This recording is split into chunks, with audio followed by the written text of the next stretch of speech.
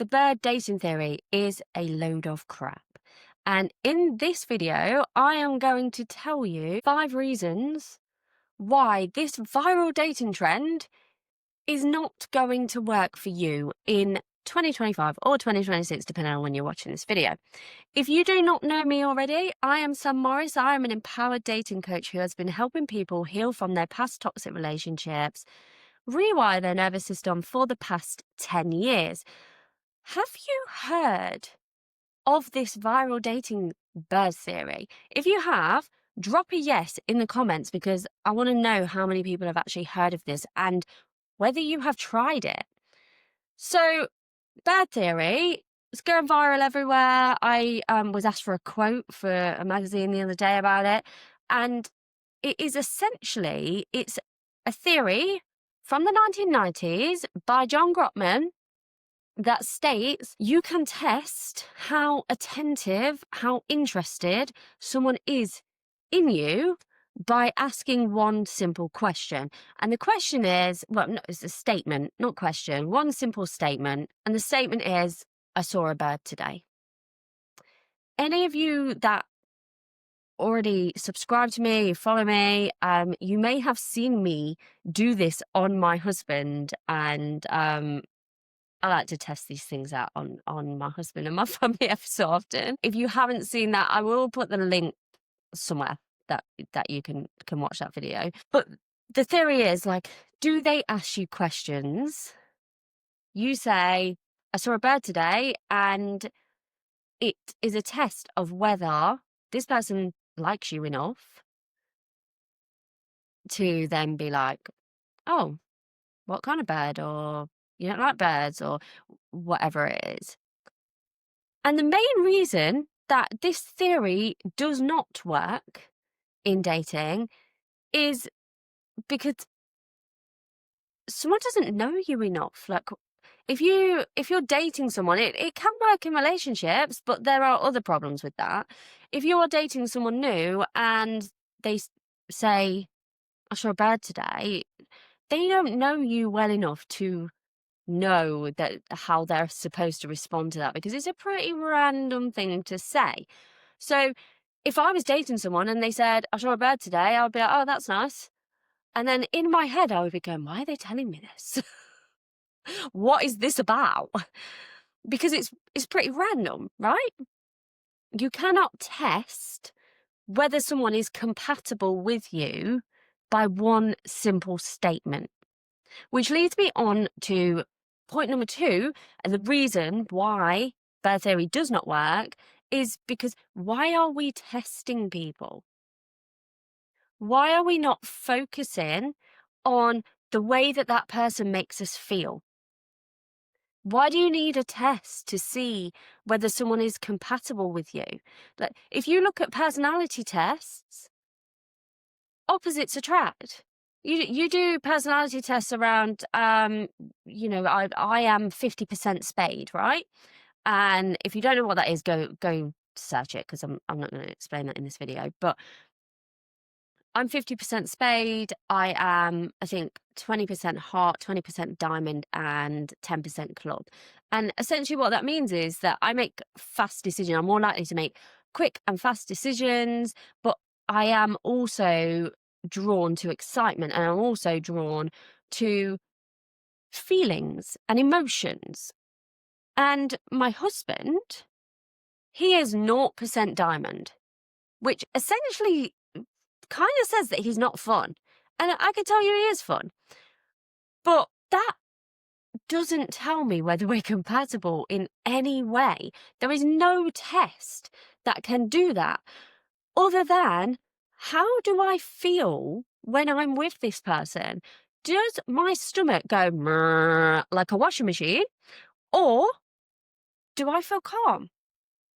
Do I walk away from that interaction feeling anxious, overthinking, oh, did I say that wrong? Or should I not have said that? Or do I walk away going, I gave the best version of myself, and it was a great date and they made me feel good about myself? Focusing on a test like this, or like any test, is never going to give you the answers that you want about whether you two are compatible. The only thing that will give you that response, that answer, is your own feelings, your own intuition. And if you want to if you want help in developing that, I actually have the first step into being able to find healthy love, and that is my self-love blueprint. So I will link it below, comment self-love, and I'll send it directly to you, because that is the starting point of being able to find a healthy relationship. Number 3 is that this is a 1990s theory. We don't live in the 1990s anymore. The world is different. Dating is different. Relationships are different. Back in the 1990s, you wouldn't speak to someone for days because you wouldn't have a way of contacting them other than on the house phone. Anyone remember a house phone? You remember a house phone? Put in the comments, house phone, because I remember a house phone, and I remember sitting with the house phone with my friends, chatting away to them, and you could only be on for like 59 minutes, and then it became chargeable. So it'd be like, right, I've got to go, I'll ring you back. And you put the phone down. That was how dating was. And people didn't want to ring people on their house phones because that was a bit weird. So why are we even suggesting, why is anyone suggesting that we should be using a theory from the 1990s for now? That makes no sense. People behaved differently in the 1990s. It was acceptable for people to beat their wives up. It was acceptable for people to have affairs. And there will be people that will give me some hate on that, of like, it's never acceptable. But the simple fact was, people had affairs and people didn't leave, because marriage was a whole, you don't leave your marriage, it doesn't matter what happens. There were certain laws in place in the 1990s that made it acceptable for people who were married to do things to their spouse that are now illegal. So why are we taking advice from a 1990s theory? Okay, so point number 4, and sorry, I get a little bit passionate about that. You all know my history in criminal justice. So yeah, I get a bit passionate about it. You know my own history as well, some of you. It's very important that we no longer live in the past. And I 100% stand by that. Point number 4, and I'm not going to go on for much longer, and point number 5 is probably the most important point, so stick with me, of why this theory doesn't work is it doesn't account for the time of day. If you're walking in and you're saying to someone, I saw a bird today, do you know, have they had a bad day? Do you know if something has happened in their life and they were like, actually, I don't want to cancel on this date because I don't want to be a red flag of someone that cancels, because I may never see this person again, because I actually like this person, but my cat died and I'm actually sad about it and I might not be fully present. It doesn't account for if they've just woke up, maybe they were on a night shift, or it doesn't account for everyday things. What this theory does is it needs someone to be on the ball 100% of the time, just in case you're going to get tested.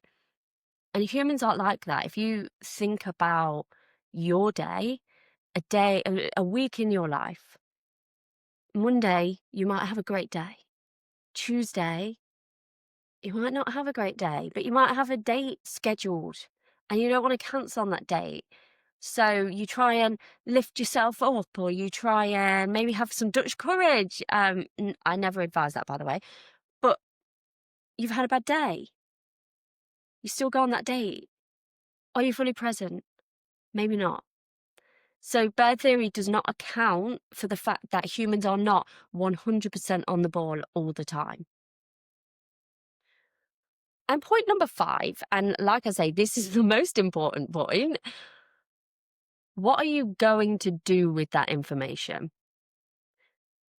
You say, I saw a bird today, and that person, whether they a date, whether it's your boyfriend that or someone that you've been seeing for a little while, and they don't respond in the way that you want them to respond. They say, "Oh, okay."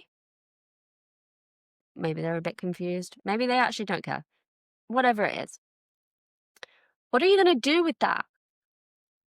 Are you going to dump someone?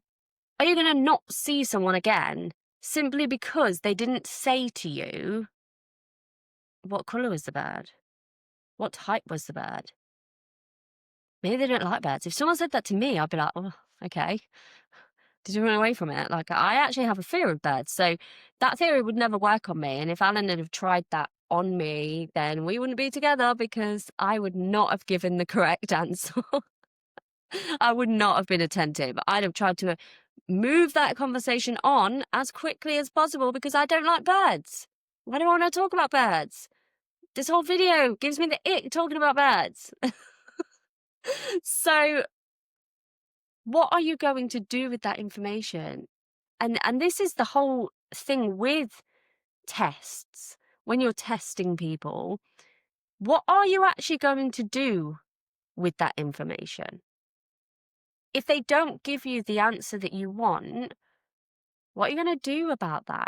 Are you literally going to be like, I am throwing away the chance of love with someone in every other way that may be compatible and they make me feel safe? I'm with them. They make me feel safe. They make me feel calm. They make me, I'm happy, but they didn't pass this test. So we're clearly not compatible. How awful would that be? So, yeah, that is me over and out. Bird theory is a load of crap. If you don't agree with me, then you're probably in the wrong place. And yeah, I'd love to hear about your experiences. Anyone here, have you had this done to you? I would love to hear about that because I've spoken to a couple of my clients about it and they're like, what? Specifically my male clients. So I work with men and women. And I've had the conversation with a couple of my male clients, and they are like, I don't know how I would respond to that. And the thing with this theory, obviously it's going viral. All of the people that I've seen that have tried it are women trying it on men, and the men don't understand. So, yeah. Uh, I'm Sam Morris. If you don't already know me, if you don't already subscribe to this channel, subscribe because you want to see more of this and I want to see more of you. In all seriousness, it is the place to be if you have been in a toxic relationship, if you have been hurt, if you've been cheated on. I am here to support you. So subscribe to the channel, hit the bell button so you don't miss another episode. And if you want that starting point to move on with your life, to rewire your nervous system so that you can attract healthy love, then download the self-love blueprint. I'll put it around and I will see you in the next video.